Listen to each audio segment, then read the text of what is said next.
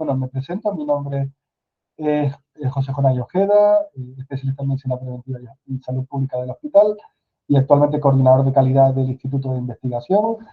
Y bueno, como sabéis, esta iniciativa que hacemos habitualmente una vez cada 2 meses son sesiones de formación que promueve la Comisión de Calidad del Instituto y a las cuales, pues bueno, están, digamos, invitados e invitadas, pues todas aquellas personas que dentro del ámbito de las instituciones que conforman el instituto, pues puedan tener interés en los diferentes aspectos de calidad, pues sobre los que, pues bueno, nos hacemos preguntas en la Comisión de Calidad y también en las diferentes unidades, plataformas y órganos colegiados que ya tienen una experiencia estos últimos años en sistemas de gestión de calidad, especialmente en la ISO 9001. A modo de entradilla y antes de presentar a la ponente de hoy, señalar que desde la Comisión de Calidad, al igual que se hace desde otras UPOs, ¿no? Unidades, plataformas y órganos colegiados del instituto, pues hacemos un seguimiento del plan estratégico del instituto.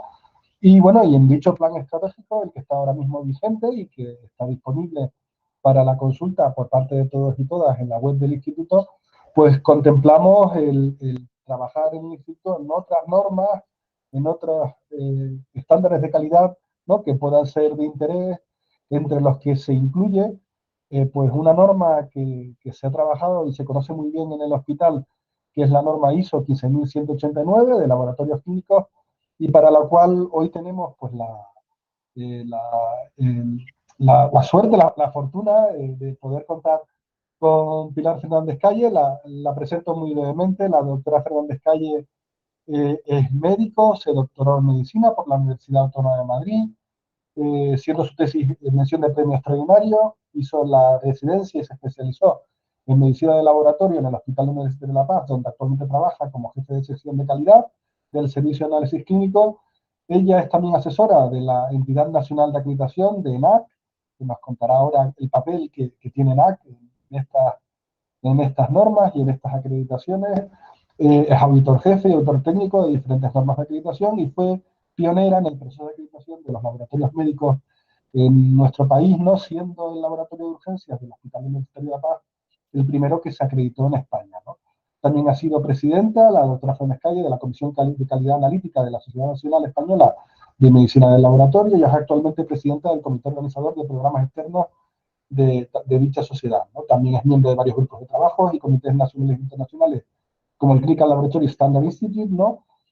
Colaborando en el desarrollo de documentos relacionados con los resultados críticos y el proceso de autoverificación, ¿no? Es miembro del grupo de trabajo de variación biológica de la Federación Europea de Medicina del Laboratorio, del grupo de trabajo de la base de datos de variación biológica de dicha Federación Europea, es miembro de la Junta Directiva de dicha Federación Europea y también autora y coautora de artículos, más de 90 en revistas realizadas por pares, un libro, 10 capítulos de libros de laboratorio y editora asociada de varias revistas nacionales e internacionales, entre las que se encuentra la Clinical Chemistry Laboratory Medicine, puede ser, ¿no?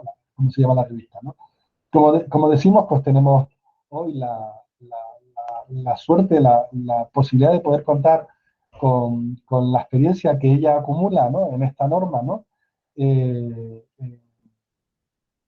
en el hospital, ¿no? Y bueno, estamos todos pues muy interesados en conocer esa experiencia porque, como comentaba antes, ¿no? Pues uno de nuestros objetivos en el plan estratégico es poder profundizar en estos requisitos que tienen estas normas, ¿no? Y que también podrían ser de interés para el instituto. Yo me callo ya, que son ya las 10, la 1:35, perdón. Le doy paso a la doctora Fernández Calle, le agradezco nuevamente el que pueda estar hoy con nosotros y nosotras, y nada, dejamos, como en otras ocasiones, ¿no? Recordar que estamos grabando la sesión, que a ser posible rogamos que se mantengan los micrófonos apagados y las cámaras apagadas porque lo estamos grabando, y dejaremos la posibilidad, como en otras ocasiones, pues los últimos minutos para poder hacer comentarios y preguntas, que si queréis podéis ir adelantando por el chat, ¿no? Que tenéis también en la esquina superior derecha, digo, la esquina inferior derecha de Google Meet, ¿no? Y no le quito más tiempo a la doctora Fernández Calle. Pilar, por favor, cuando quieras, y yo apago la cámara y el micrófono. Gracias. Bueno, hola, buenos días, tardes. Lo primero quería agradecer a a Lidi Paz y a Jonay también su invitación para poder compartir ahora aquí con todos ustedes la experiencia del Servicio de Análisis Clínicos en todo el proceso de acreditación, ¿no? Entonces, bueno, vamos a entrar ya en materia. Lo primero, vamos a enmarcar un poco de lo que vamos a hablar, porque a veces las definiciones son consideradas como palabrería, pero si se analiza pormenorizadamente nos da mucha idea de lo que vamos a hablar y del contenido de lo que queremos explicar, ¿no? Entonces, muy brevemente, ¿qué es la calidad? Pues la calidad es el conjunto de propiedades y características de cualquier producto, un tornillo o un servicio, la atención médica, que le confieren a este producto o servicio una aptitud con la que satisface las necesidades expresadas o implícitas del que la recibe. La buena sujeción del tornillo en el coche o la buena asistencia médica en nuestro caso. Y el sistema de calidad no es más que el conjunto de toda la estructura, responsabilidades, todas las actividades y los procedimientos que la organización de una empresa o una entidad establece para poder llevar a cabo esa gestión y conseguir que su producto o servicio sea un producto o servicio de calidad. ¿Vale? El marco normativo en el que podemos estar involucrados se rige básicamente por estas tres normas. La ISO 9000, como ya ha comentado Jonay, cuya última versión es de 2015, y las normas ISO 17025 del 2017 y la ISO 15189 de 2022, en su última versión.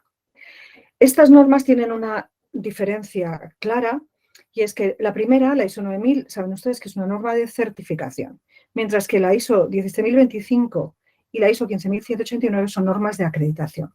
La primera de ellas es la norma de acreditación para los laboratorios de ensayo y calibración, definiendo por ensayo el más amplio espectro de la palabra, es decir, todas aquellas medidas que dan un resultado, ya sea una concentración de pesticida en una matriz orgánica o una matriz vegetal, el melón, por ejemplo, como la dureza de un material que se utiliza para la construcción o la densidad del algodón que se utiliza para la incontinencia, la elasticidad en los preservativos, la concentración de legionela en aguas, etcétera, etcétera. ¿Vale? Todas esas medidas están reguladas por la norma ISO 17025. Y el laboratorio clínico está reflejado en una norma específica para nosotros, que es la ISO 15189, como ya hemos dicho, la versión del 2022. ¿Y cuál es la diferencia entre certificación y acreditación? Pues bien, las normas de certificación, en concreto la ISO 9000, solo contemplan requisitos de gestión de calidad, mientras que las normas de acreditación a los requisitos de esa gestión de calidad le une unos requerimientos técnicos que son los necesarios para cumplir con el objetivo del producto o servicio que vamos a dar. Por tanto, podremos decir que la certificación es un procedimiento por el cual una entidad, que en general es AENOR, pero hay muchas otras de carácter privado como Bureau Veritas, JOITS, etcétera, etcétera, estas entidades dan garantía por escrito de que ese producto o servicio o proceso se está llevando a cabo de acuerdo con unos requerimientos. Mientras que la acreditación es un procedimiento mediante el cual, y siempre en interés de la sociedad, un organismo autorizado, que en este caso es solo uno por país, y en nuestro país es ENAC, la Entidad Nacional de Acreditación, lo que hace es evaluar y declarar formalmente la competencia de otro organismo, el laboratorio, para llevar a cabo tareas concretas y específicas.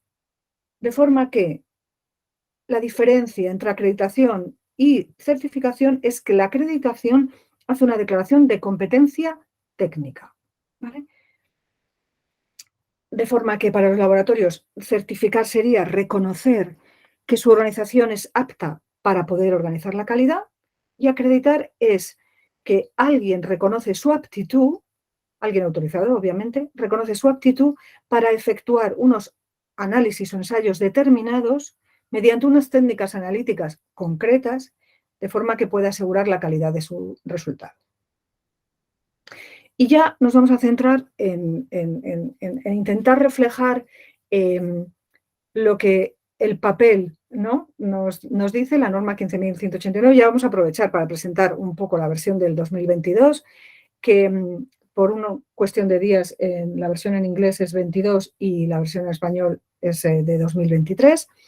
Y vamos a ver cómo, poniendo ejemplos, cómo el Servicio de Análisis Clínicos ha ido a lo largo de todos estos años adaptándose a cumplir todos esos requisitos por si pueden servir de ayuda para cualquiera de estos entornos, ¿vale?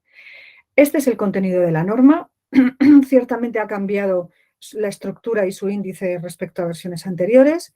Tiene un capítulo general, como siempre, no vamos a entrar en ella, ¿eh? Tiene un capítulo general, tiene un capítulo de requerimientos de recursos, en el cual, esto es diferencial respecto a otras versiones, ha metido al personal, que antes estaba dentro de los requisitos técnicos, después unos requerimientos de los procesos y, por fin, los requerimientos del sistema de gestión de calidad, junto con unos anexos en el que incorpora la anterior norma 22.870 de gestión del Point of Care Testing y hace las equivalencias con las respectivas normas. Como ven, pueden ustedes vislumbrar el core de esta norma son los requerimientos de los procesos. Y dentro de los requerimientos de los procesos, como no, vamos a tener presente siempre el mapa de procesos del trabajo de laboratorio. Siempre enmarcado en la relación médico-paciente, podemos definir los procesos claves, que son los que tienen en la parte central, marcados en rojo, y sustentados e interrelacionados con aquellos procedimientos de apoyo, de logísticos, etcétera, etcétera, de infraestructuras, etcétera, etcétera, que soportan estos procesos clave, ¿vale? Pero vamos a la realidad, porque todo esto en el mapa y con palabras es muy bonito, pero la realidad no es esa. En el mundo real, en la vida del día a día, no trabajamos con procesos, trabajamos con cosas, con hechos, con actividades. Entonces, empezamos con el laboratorio. ¿Cuándo empieza el trabajo de laboratorio? Pues muchos de ustedes podrán pensar que el trabajo de laboratorio empieza cuando la muestra llega al servicio, pero eso no es así. Realmente el trabajo de laboratorio empieza cuando se establece el primer contacto y la primera relación entre el médico clínico y el paciente.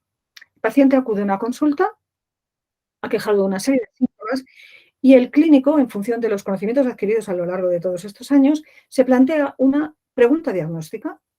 Y esa pregunta diagnóstica la intenta resolver mediante la solicitud de las pruebas diagnósticas. Ya saben el típico artículo en el cual dice que el 70% de las decisiones médicas están basadas en datos de laboratorio.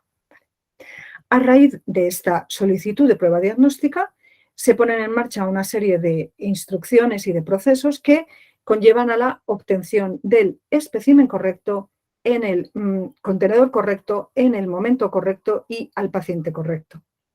Después de ello, tiene lugar el transporte hasta el laboratorio.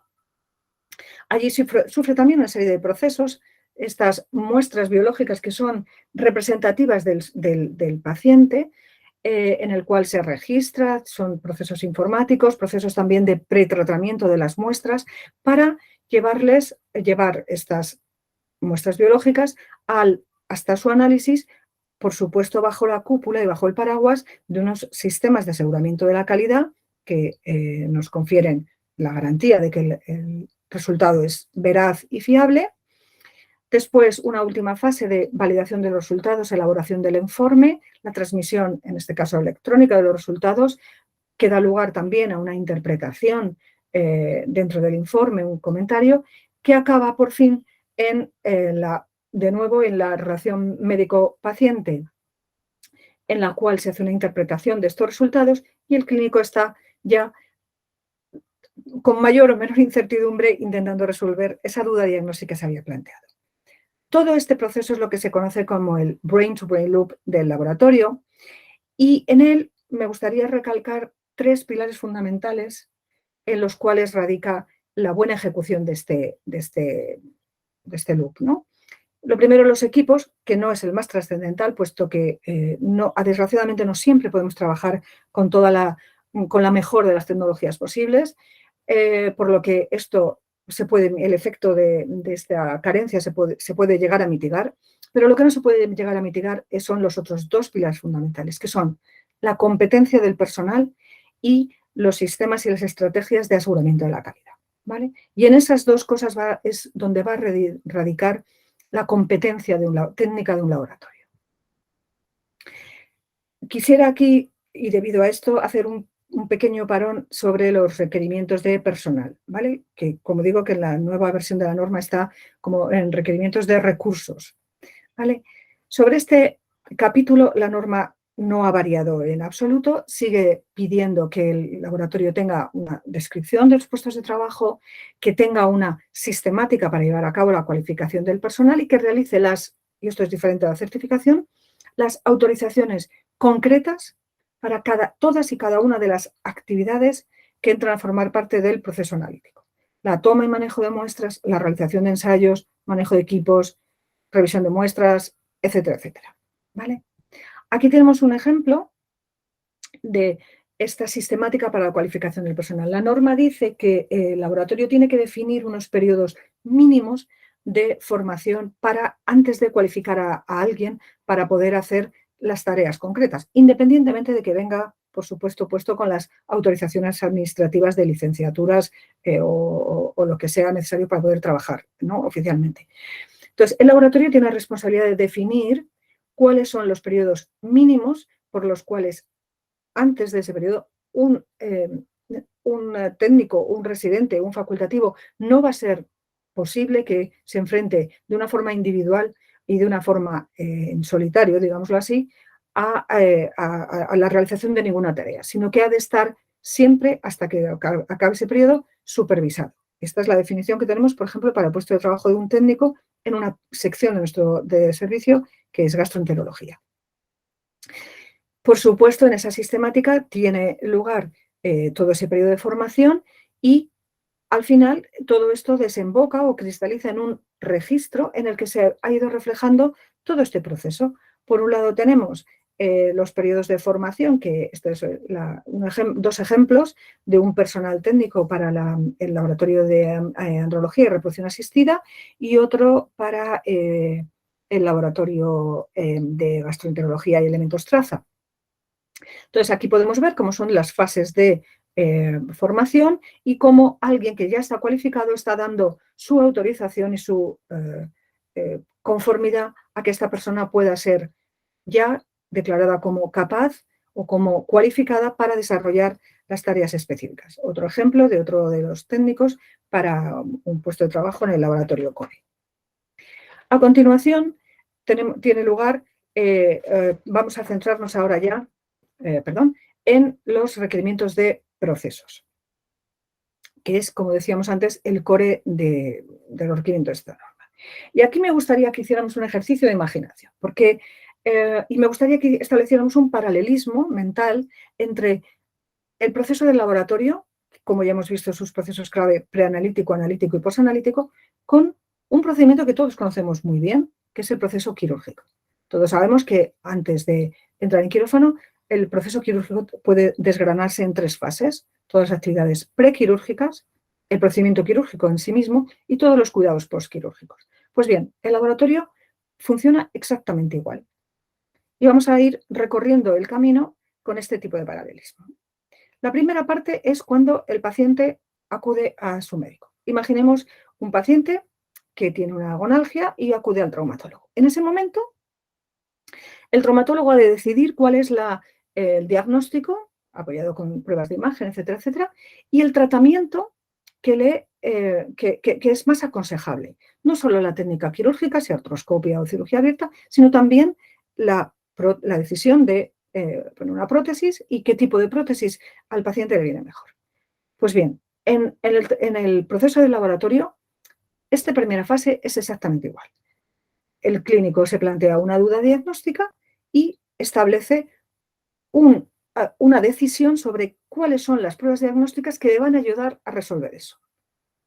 ¿Y cuál es la responsabilidad del laboratorio en este caso? La responsabilidad del laboratorio es aportar y ofrecer una cartera de servicios lo más amplia posible y, si no, encargarse de la gestión para que se realice y, por supuesto, que esté basada en la mayor evidencia científica, ofertando aquellas pruebas de mayor rentabilidad diagnóstica y retirando de la cartera de servicios aquellas pruebas obsoletas o de menor valor. También es cierto que el laboratorio puede aquí participar y ayudar al clínico a hacer técnicas de adecuación de la demanda, en la cual podemos optimizar la petición diagnóstica, estableciendo plazos mínimos de retesting, etcétera, etcétera, que no aportan valor y que lo único que hacen es generar ruido.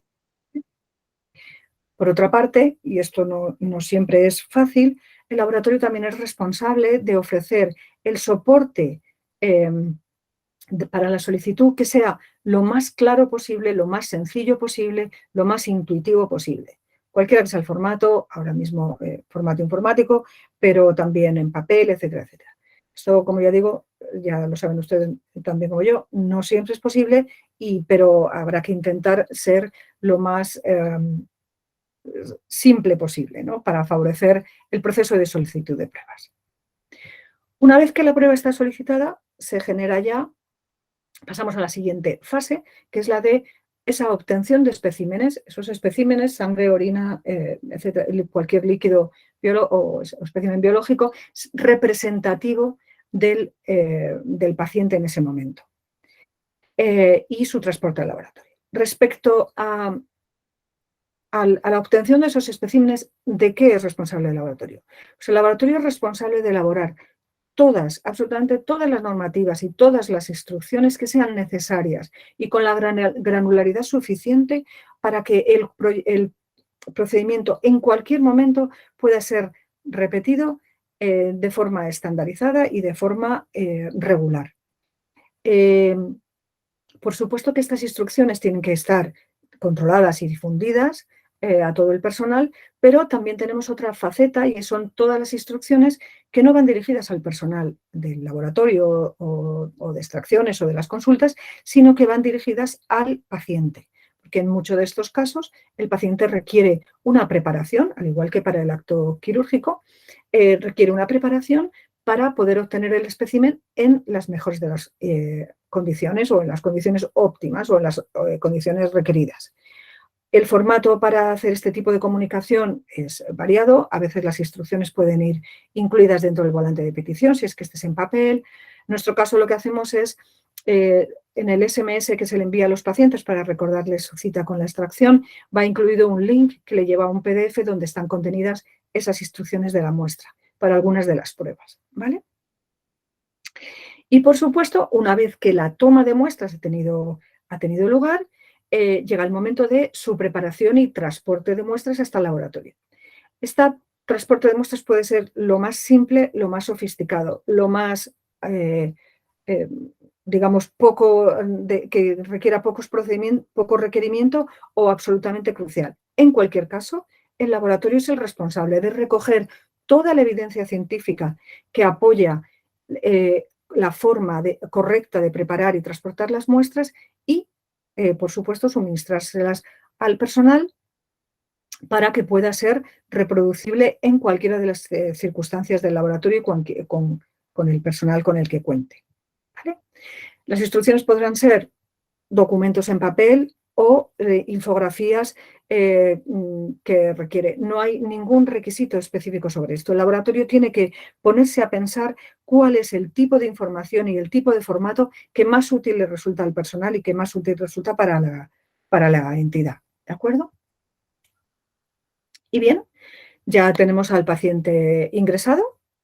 Está preparándose ya para el día siguiente tener su cirugía, pero mientras tanto hay que hacerle una preparación en planta.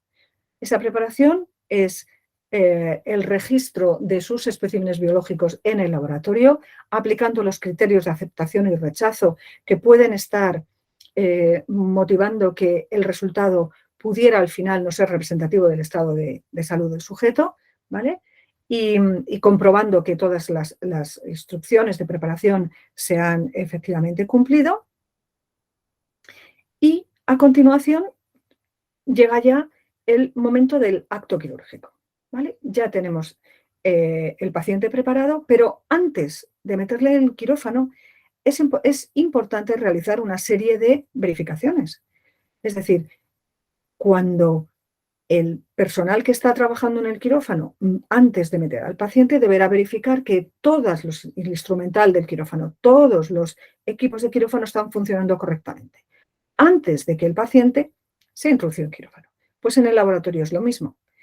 Antes de que un paciente, de los especímenes de un paciente sean sometidos a cualquier tipo de medida, el laboratorio tiene que haber validado y verificado que sus instrumentos y todos sus materiales están en correcto estado, ¿vale? Tanto los equipos auxiliares, pipetas, centrífugas, baños, estufas, todo aquello que resulte crítico para la preparación de la muestra, como los propios instrumentos de medida. Pero lo primero que tenemos que hacer es saber qué calidad, qué grado de calidad le vamos a exigir a esos instrumentos de medida y auxiliares, ¿vale? Para ello hay una conferencia estratégica de Milán en el que establece una jerarquía de 3 niveles, los hallazgos con impacto clínico, la variación biológica y el estado del arte. En función de eso, el laboratorio elige o selecciona cuál es la más apropiada para cada una de las magnitudes y aplica una serie de protocolos experimentales para verificar que esos métodos de medida de los que disponemos son capaces de proporcionar el rendimiento analítico adecuado para la determinación, la cuantificación de esas medidas que van a ser utilizadas después, no nos olvidemos, en la toma de decisiones clínicas, ¿vale? Por supuesto que el laboratorio no utiliza o puede llegar a utilizar todos los protocolos de evaluación pero ha de centrarse y ha de definir cuál es su protocolo básico de evaluación. En nuestro caso tenemos fundamentalmente 2 protocolos de medida, uno en el que verificamos las prestaciones analíticas básicas, imprecisión, error sistemático y linealidad. Aquí viene un ejemplo de la evaluación que hicimos antes de introducir el factor fibroelástico 23 en la práctica clínica, en la que vemos cómo los objetivos seleccionados por el laboratorio, en este caso variación biológica mínima, se cumplen por la metodología que habíamos seleccionado y, muy importante, la declaración formal, como ven en el recuadro inferior derecha, la declaración formal del laboratorio de que este método de medida cumple los requisitos, firmado y fechado. ¿Vale? El siguiente protocolo que tenemos implantado es el de verificación de la intercambiabilidad de resultados. Esto en el laboratorio es un campo muy importante, puesto que el laboratorio está y las medidas están en constante innovación y es muy frecuente que o por mejoras en el propio proveedor o por cambios en las plataformas analíticas nos veamos abocados a cambiar el método de medida de una misma magnitud. Pero es muy importante, por tanto, que verifiquemos que el cambio de plataforma analítica, el cambio de metodología o el cambio de instrumentación no está condicionando un cambio en los resultados que pueden después estar influyendo en la toma de decisiones clínicas, equivocando al clínico por una interpretación errónea de la continuidad de esas medidas. Aquí tenemos un ejemplo de la evaluación del cambio de una plataforma analítica de un marcador tumoral, el CIFRA, en la que vemos que cómo los resultados están por fuera de lo que el laboratorio ha definido como error máximo tolerable, o que en este caso también es variación biológica, y cómo la prueba realizada con este estudio experimental en los niveles de decisión clínica en los que el clínico se va a manejar para tomar las decisiones sobre los resultados de esta cifra, no son intercambiables respecto a la metodología que teníamos previamente. Y obviamente esto es una conclusión y una condición que hay que informar al clínico en el informe de resultados para que tenga cuidado con eso cuando está haciendo la monitorización de los pacientes. Y la tercera de las circunstancias, también aprovechando el mismo protocolo experimental anterior, es el de la verificación de aquellas magnitudes que pueden alternativamente ser medidas por diferentes métodos dentro del entorno hospitalario de momento, ¿no? Como puede ser la medida de la bilirrubina en POCT, en una unidad de neonatología, y esta misma medida de bilirrubina para los mismos pacientes en el laboratorio central. Aquí vemos cómo a los niveles de decisión clínica que en la unidad de neonatología se utilizan para el diagnóstico de la ictericia neonatal y el Kernicterus, estas 2 metodologías son intercambiables, lo cual posibilita al clínico para poder estar tomando decisiones a pesar de que la medición se realice por las 2 metodologías alternativamente. ¿Vale? Y como decía, el laboratorio tiene que tener ese procedimiento descrito, que es lo que le va a facilitar estar acreditado por alcance flexible, que es lo que permite adaptarse a los cambios tan constantes de la metodología en el laboratorio clínico actual, ¿vale? Todo esto, por supuesto, no se hace indiscriminadamente, sino que antes de evaluar una prueba y antes de realizar todos estos experimentales hay que pensar y recapacitar, y esto lo conseguimos mediante estos formatos en los que evaluamos la pertinencia del cambio, la pertinencia de la introducción de una nueva prueba y configuramos todos los requisitos que son necesarios para llevar a cabo este cambio o esta introducción de la nueva prueba. A continuación, por supuesto, muy importante, toda la documentación que está rodeando a todo este proceso, de medida, ¿vale? El laboratorio es responsable no solo de elaborar, sino también de controlar esta documentación, como ustedes saben perfectamente, para lo cual nosotros en el servicio lo que hemos hecho es un esqueleto básico, ¿vale? En el cual vamos reflejando todo el contenido que cualquiera que vaya a elaborar un procedimiento tiene que ir rellenando, de forma que no se olvide ninguna información imprescindible o crucial para la realización de los procedimientos. Aquí tienen el ejemplo de un procedimiento del laboratorio CORE. El laboratorio tiene tantos procedimientos como ha creído que son necesarios y se renuevan con mayor o menor periodicidad en función de las innovaciones que se van acometiendo, ¿vale? El formato puede ser en formato PNT clásico, como les he mostrado, pero también pueden considerarse, por supuesto, infografías, como solemos utilizar para las metodologías POCT, que están destinadas a personal que no está directamente relacionado con el laboratorio, sino que es en las plantas, en las consultas del hospital, etcétera, etcétera. E incluso podemos llegar a utilizar la información en formato vídeos, ¿vale? Y esto es muy útil para aquellas unidades, como decía, de POCT, que de una forma mucho más simple, mucho más sencilla, pueden verse guiados en el proceso de la documentación. Y bien, ya tenemos ahora ya verificado todo nuestro instrumental y ahora sí que es cuando entra el paciente al quirófano, ¿vale?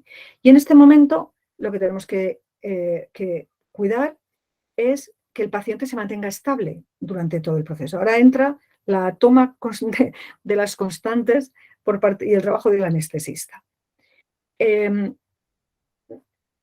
Y esta toma de constantes se basa en dos estrategias distintas, pero complementarias. Por un lado, las actividades del sistema de control de calidad interno y, por otro lado, la participación en ejercicios de intercomparaciones, que, como digo, son complementarias y conforman el paraguas del aseguramiento de la calidad que vamos a tener que tener presente durante todo el proceso.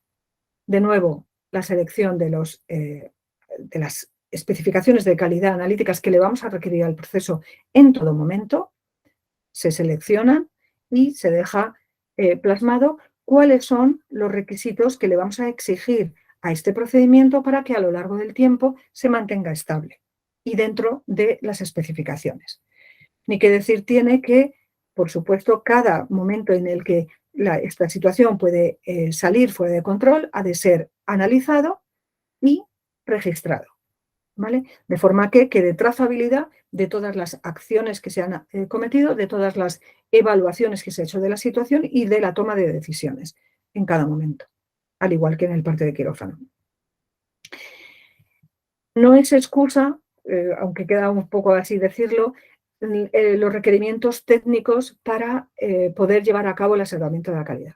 Cierto que esto puede parecer pleistocénico, pero cualquier formato puede ser adecuado para llevar a cabo este aseguramiento de la calidad, este registro y esta trazabilidad de la información, como ven ustedes en este registro ya histórico de 2008 de nuestro servicio. Pero claro, aquí nosotros tenemos una consideración y una característica un poquito peculiar, y es que el paciente, nuestro paciente, no es un paciente quirúrgico habitual en el que entra una vez en quirófano y raramente vuelve a entrar, sino que nuestro paciente realmente está entrando constantemente en nuestro quirófano. En algunos procesos puede entrar varias veces al día, en los hospitalizados entra varias veces a lo largo del proceso y cuando el paciente ya se va del hospital y entra a formar parte, entra como paciente ambulante, puede venir también a nuestro quirófano a lo largo del año con una periodicidad variable. Por tanto, el aseguramiento de la calidad no puede ser solo del momento concreto del día a día, sino que debemos asegurar también que esta monitorización de que las especificaciones se cumplen se está manteniendo constante a lo largo del tiempo, de forma que una variación en un resultado de un paciente sea achacable a que el paciente ha cambiado su estado de salud o enfermedad y no de que nuestro sistema de control ha variado. ¿De acuerdo?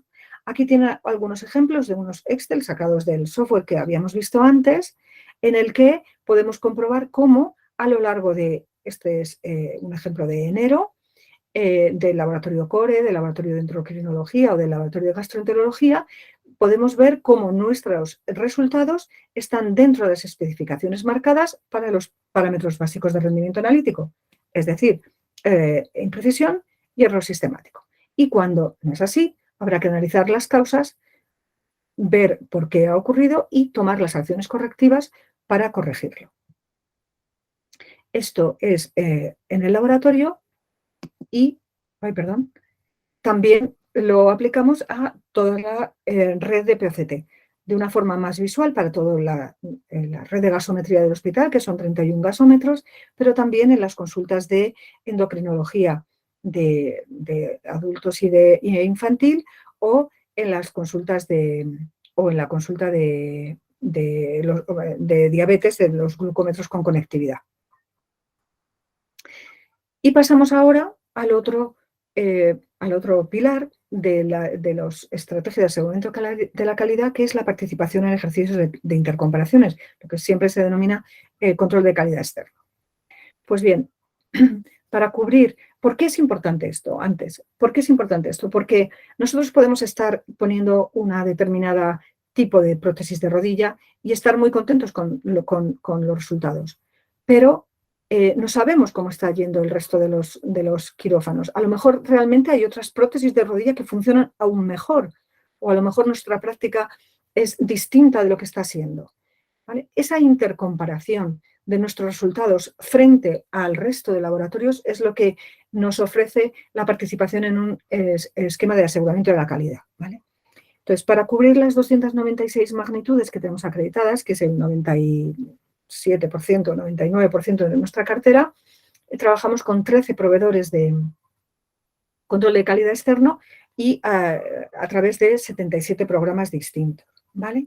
Con diferente periodicidad, con diferente tipo de material, etcétera, etcétera.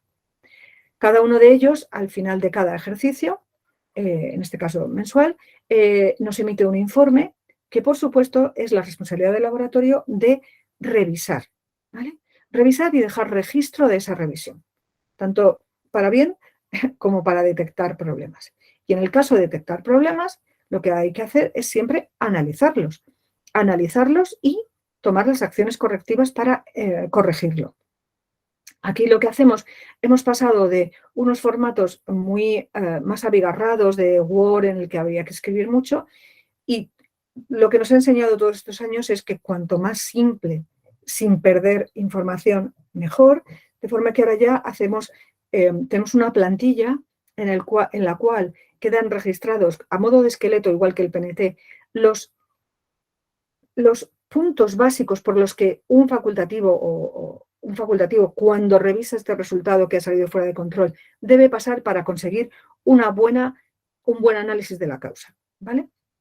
Y aquí, a modo de comentario sobre los propios PDFs de los informes, vamos viendo cómo estaba el interno, cómo estaba de sesgo, de imprecisión, cuál es el motivo del que podemos achacar y cuál es la acción que hemos acometido y el resultado que hemos obtenido para cualquiera de las magnitudes que estamos evaluando.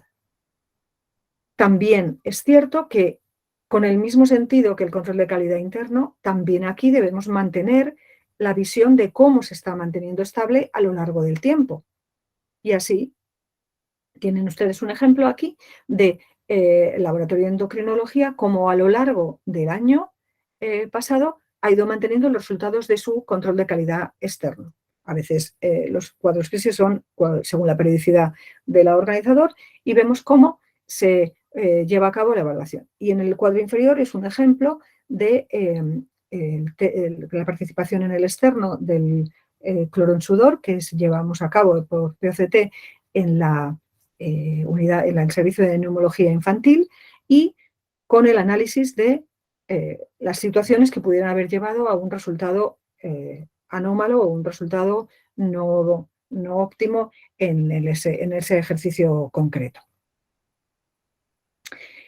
Y bien, ya tenemos realizada la medida, ya tenemos monitorizado las constantes vitales, ya podemos sacar al paciente de quirófano y le llevamos al despertar, ¿vale? Entonces, en el despertar hay que hacer una serie de cuidados antes de asegurar que el paciente puede ser dado de alta planta. Es decir, que el resultado puede ser liberado al clínico que lo va a interpretar.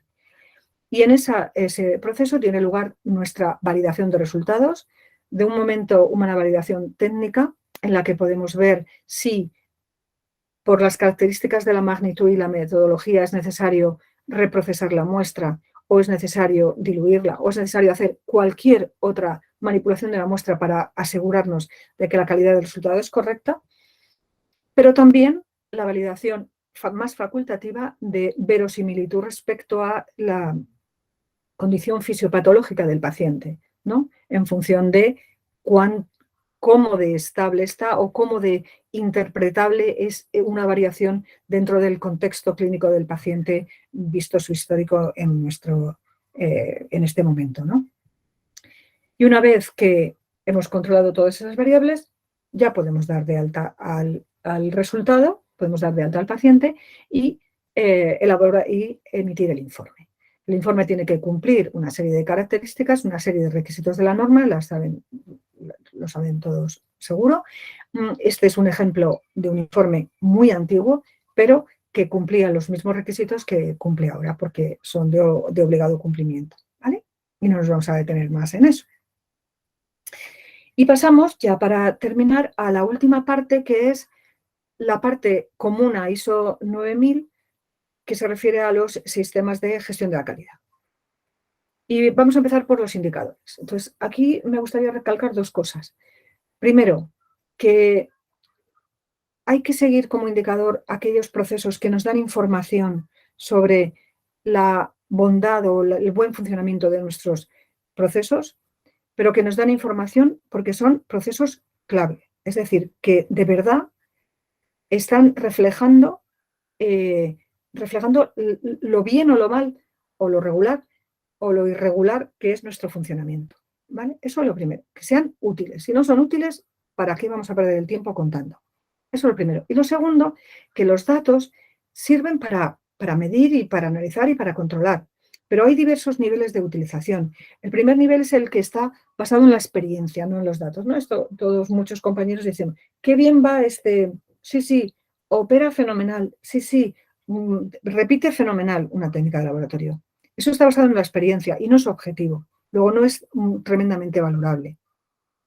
Segundo nivel es aquel que recoge datos, pero simplemente se fijan los números. Por ejemplo, la glucosa la trabajamos con un 3%. ¿Y qué es el 3%? ¿Es bueno? ¿No es bueno? ¿Enfrentado a qué? ¿Vale?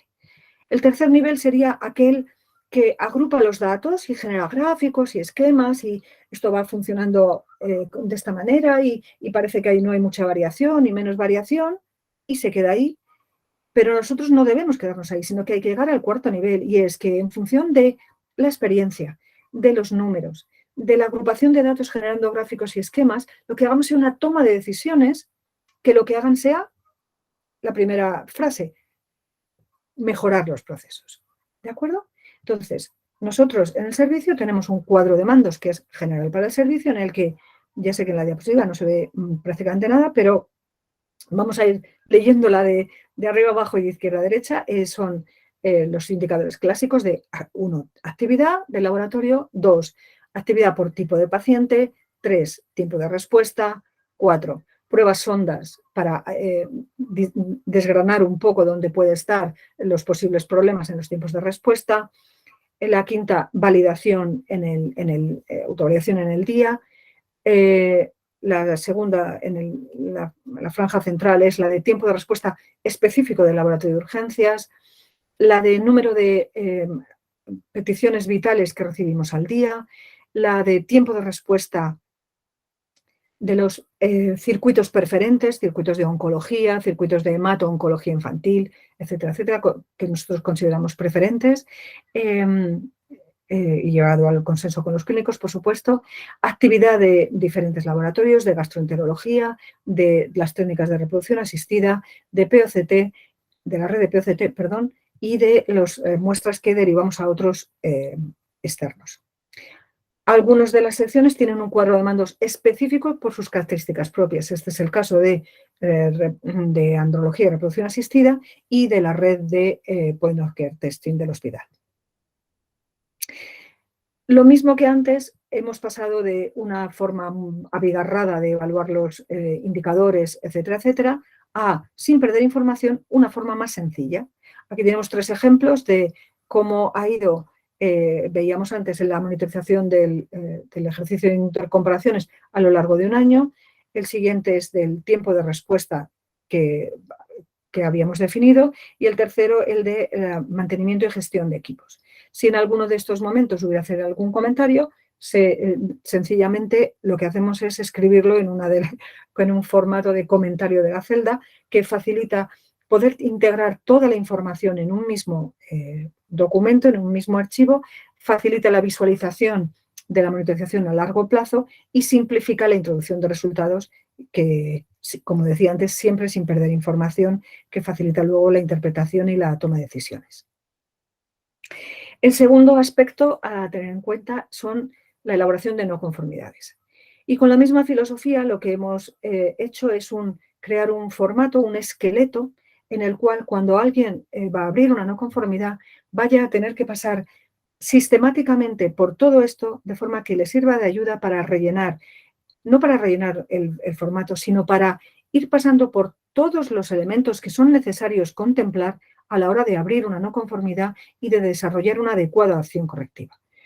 Por eso, si ven ustedes los campos, pues aparte de la descripción de no conformidad, está la evaluación de las causas. Si ha habido una repercusión directa sobre el resultado de los pacientes, esto es muy importante, esto es lo más importante. También si hay el hacer estudio de extensión, porque es algo que podemos haber descubierto en una sección, en un procedimiento, en un momento de un procedimiento concreto, pero puede estar ocurriendo también en otros procedimientos o en otros momentos del proceso. Si hay que hacer acciones inmediatas que solventen el problema o actuar sobre los pacientes o sobre los clínicos avisándoles de que ha habido cualquier cosa, y si procede una acción correctiva, describirla. Y, por supuesto, no dejarla descrita, sino dejar registro de todo el seguimiento de las cosas que se van ejecutando, etcétera, etcétera, con la finalización de la aportación de evidencias que nos permitan cerrar la no conformidad cuando creamos que esto ha sido ya absolutamente eficaz.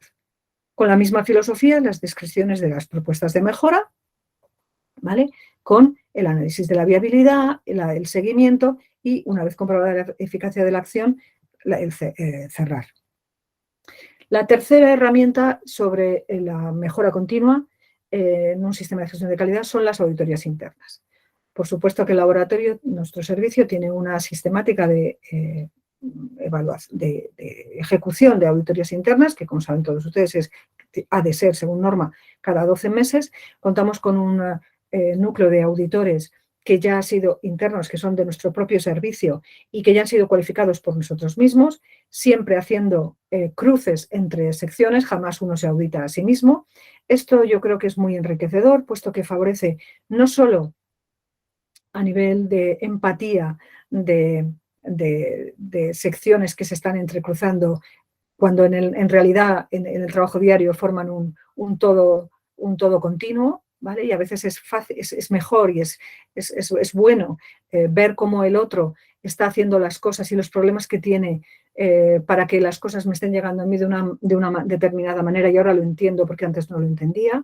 Pero también, por supuesto, enriquece el conocimiento que de los propios procesos tienen los profesionales, y todo es bueno para enriquecer el proceso y le aporta una visión distinta y a lo mejor no contaminada que ya los propios que están trabajando tienen en su propia actividad y en la rutina diaria, ¿no? El siguiente fundamento es la revisión por la dirección. También nosotros tenemos un informe tipo en el cual como índice están relacionados todos los conceptos por los que una revisión por la dirección tiene que pasar, y esto es un ejemplo del informe del último año en el que vemos cómo se hace una recopilación de todas las no conformidades que ha abierto el servicio a lo largo de ese último año y la evolución de las no conformidades a lo largo de los últimos 5 años. Lo mismo para las propuestas de mejora. Esto nos permite ver un poco el grado de salud que tiene nuestro sistema de gestión de calidad. Podemos ver cómo las no conformidades más o menos se mantienen estables, pero realmente hemos aumentado bastante el número de propuestas de mejora que da una idea pues, de lo vivo y de lo sano que está el sistema de gestión de calidad, ¿no? Y lo mismo para el cumplimiento de indicadores de los procesos clave, ¿vale? Cómo ha ido evolucionando el cumplimiento de esos indicadores clave a lo largo de los últimos 5 años.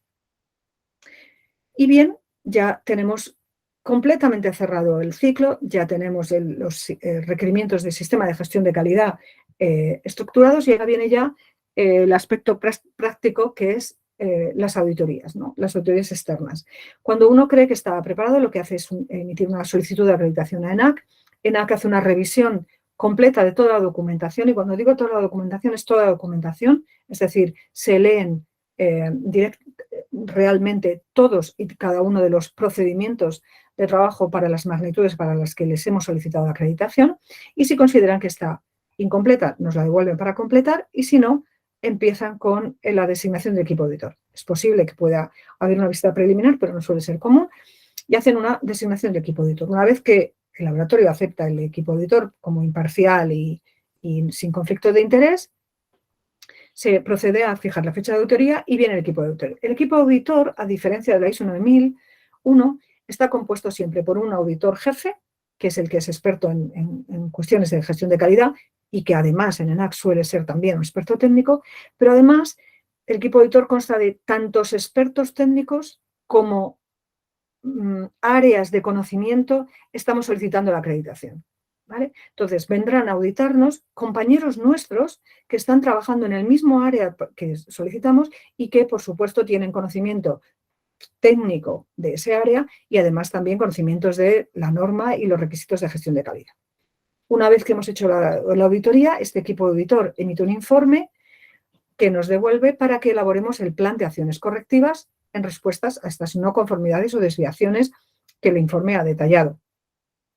Con eso se elabora el equipo auditor otro informe de aprobación o no, y ese expediente pasa a comisión de acreditación, que puede conceder o volver a demandar otro plan de acciones correctoras como ampliación, pero bueno, confiemos en que siempre nos va a ser la concesión de la acreditación y el certificado de acreditación. Y después de todo esto que hemos contado, de todo este proceso que lleva a cabo el laboratorio de una forma sistemática y rutinaria, y que desafortunadamente tanto el clínico como el paciente lo único que ven es la punta del iceberg, porque lo único que ven a veces es el resultado en un informe, en papel o informático, y no se puede ver todo el trabajo que hay debajo. Todo ese trabajo es lo que al final, lo que conforma la concesión de esa conformidad de nuestra calidad científico-técnica, que significa la acreditación de ENAC, pero que no es el fin, sino que es solamente la herramienta que nos ayuda a asegurarnos de que estamos de verdad contribuyendo con calidad a la atención de nuestros pacientes. Y bueno, creo que me he ajustado al tiempo y esto es todo. Perfectamente, Pilar. Te has ajustado, quedan todavía unos minutos para poder hacer algún comentario. Sencillamente, bueno, señalar, como tú dices, que se ve muy poquito de todo esto, pero que somos cada vez más los convencidos de que aunque no se vea, ¿no?, es una señal de un buen trabajo, ¿no? Y por eso estamos hoy aquí en esta sesión, pues porque el benchmarking, ¿no?, la comparación y el aprendizaje de los mejores, ¿no?, forma parte también de la calidad, ¿no? Así que dejamos una posibilidad de que podamos hacer algún comentario. Nos quedan 5 minutos y si alguien quiere intervenir, pues es el momento. Ahora, si no tengo yo alguna pregunta preparada, pero... mira, una pregunta. Begoña, si quieres Sí. preguntar, sí. Buenos días, bueno, encantada, ha sido estupendo. Y yo quería que nos aportaras tu experiencia respecto a una de las introducciones de nuevas en la norma del 22, que es el punto 8.5 relativo a los riesgos y las oportunidades. Si podías comentarnos un poquito. Ya sé que da para mucho, pero bueno, muy rápido.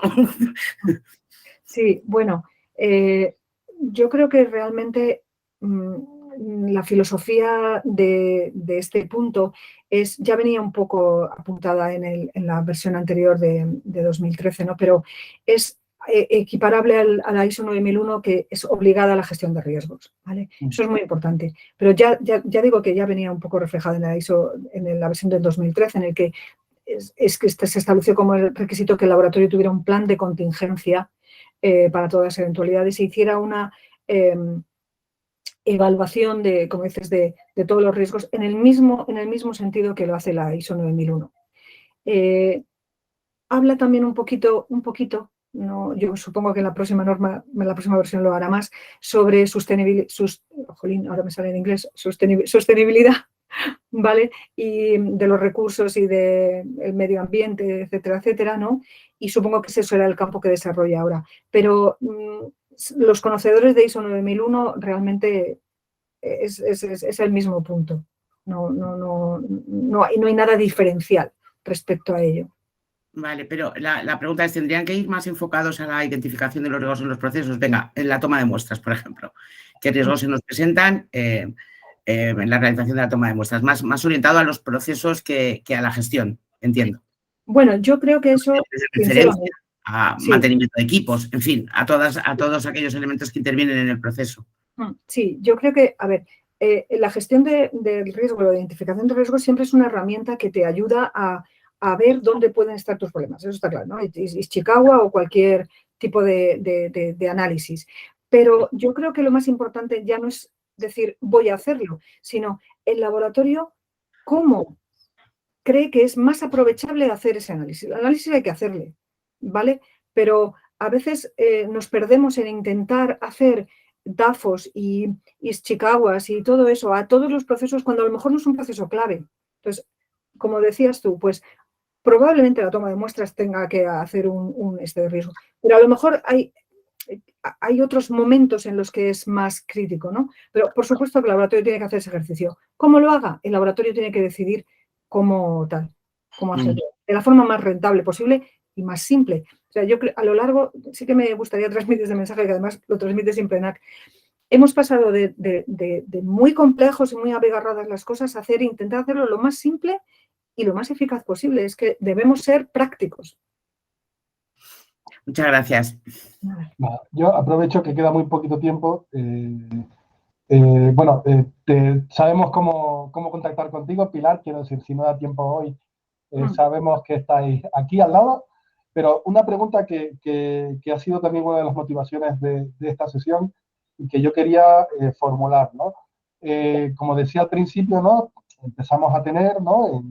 Sobre todo, aunque sean unidades de gestión o órganos colegiados, parte de los que hemos trabajado, ¿no? En la ISO 9001 en el instituto, pues tenemos un grupo de plataformas de apoyo que incluyen algunas de esas plataformas laboratorios, ¿no? Que dentro del plan estratégico, como decía al principio, pues se pueden estar planteando una norma de acreditación, ¿no? Además de la norma de certificación que ahora mismo tenemos en marcha, ¿no? Como la 9001, ¿no? No sé si nos puedes dar un consejo, ¿no? Para esas plataformas de apoyo del instituto, que son laboratorios, es verdad, que no, quiero decir que aunque podemos tener en común, ¿no? Con el laboratorio del hospital, ¿no? Que son laboratorios, no siempre son el mismo tipo de laboratorios, quiero decir. Pueden ser laboratorios que dan apoyo, ¿no? A grupos de investigación, o pueden ser laboratorios que compaginan, ¿no? Estudios clínicos con estudios de investigación, ¿no? Entonces yo no sé si nos puedes dar algún consejo para esos miembros del instituto, esos responsables de las plataformas que se estén planteando pues tirarse a la piscina y ir a por una norma de acreditación, ¿no? La 15.189 o la de biobancos o la que sea, ¿no? Un poco desde tu experiencia, ¿qué recomendación nos puedes hacer? Pues, a ver, ya en el hospital somos 2 servicios los que estamos acreditados por la 15.000, anatomía patológica y nosotros. Y ¿cuál es mi consejo? Empezar a andar. O sea, realmente es que parece como que hay mucho miedo a afrontar una norma de acreditación, pero de verdad que no hay que tener ese miedo en absoluto. O sea, todo lo que requiere la ISO 9001 de estructura, organización, poner en orden las cosas, el que ya lo tenga ya lo tiene hecho y el que no lo tiene que hacer. Porque el resto es casi como que nosotros deberíamos estar, o sea, nosotros no trabajamos así porque estamos acreditados. Trabajamos así porque así es como hay que trabajar. Es que así es trabajar bien. A ver, todo con sus no conformidades, etcétera, etcétera, ¿no? Pero es que una buena técnica quirúrgica es una buena técnica quirúrgica. Y hasta que no la consigas, no deberías operar. Bueno, pues esto es igual. Entonces, el que trabaja en el laboratorio debe hacerlo bien. Y si lo hace bien, va a cumplir la norma de acreditación. Porque la acreditación lo único que le suma, lo único que ya es, a la certificación es la competencia técnica. Y es que esa se nos debería suponer. Y lo único que tenemos que hacer es tener registrado todo para poder demostrarla. Entonces, mi consejo es que se pongan a ello. Es que realmente no, luego al final no es más que dejar de verdad plasmado lo que de verdad hacemos en el día a día. Y si no lo estamos haciendo, pues nos ayuda a, mira qué bien, que he descubierto un campo en el que quizá debería mejorar un poquito. Mira, y nos pregunta Rocío Mena en el chat, Sí. en el caso de un laboratorio como es el suyo, que es el de secuenciación del Sanger, dice, ¿empezar por la 15.189 o empezar por la 17.025? Una pregunta muy concreta. Ya, a ver, sí. Bueno, solamente quería comentar que en España, igual que en Francia, la ISO 15.189 es de obligado cumplimiento para todos los laboratorios clínicos. En España no lo es. En España solamente hay dos cosas en las que es obligatoria la ISO 15.000, que son el análisis forense y el análisis de paternidad. ¿Vale? Estos laboratorios sí que son de obligado, tienen que estar acreditados o sí. La diferencia entre el 17.025 y el 15.189 es el fin del ensayo. Si el fin del ensayo es para uso clínico, la norma que aplica es la 15.189. Siempre. Si el ensayo aplica a cualquier otra cosa, que también puede ser de salud, por ejemplo, legionela en aguas o las piscinas, el análisis de las aguas o contaminantes o lo que sea, pesticidas, etcétera, etcétera. Eso no es con un uso, no es con un fin clínico, no es para tomar una decisión sobre la salud de un paciente, su tratamiento, su pronóstico, etcétera, etcétera. Entonces, la secuenciación masiva es destinada al análisis genético que va a dar un pronóstico sobre un paciente, eso es un fin clínico y, por tanto, debe ir dirigido a ISO 15.000. Perfecto. Yo creo que... Un laboratorio que esté haciendo estudio de receptor APO-QT no sé qué para la investigación de no sé qué, no sé cuántos, pero que es investigación básica y no va dirigido a un uso clínico, eso sería aplicable a 17.025. Yo creo que ha quedado claro. Pues son las 1:34. Me da apuro, tenemos a mucha gente todavía conectado, pero ya hemos aprovechado una hora de ti, Pilar.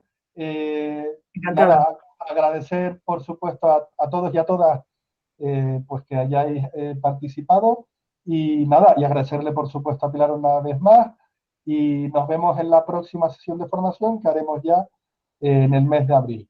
Muchísimas gracias a todos y a todas. Muchas gracias a todos por vuestra atención y espero que haya aportado un pelín de conocimiento a todos y os haya gustado y os animéis.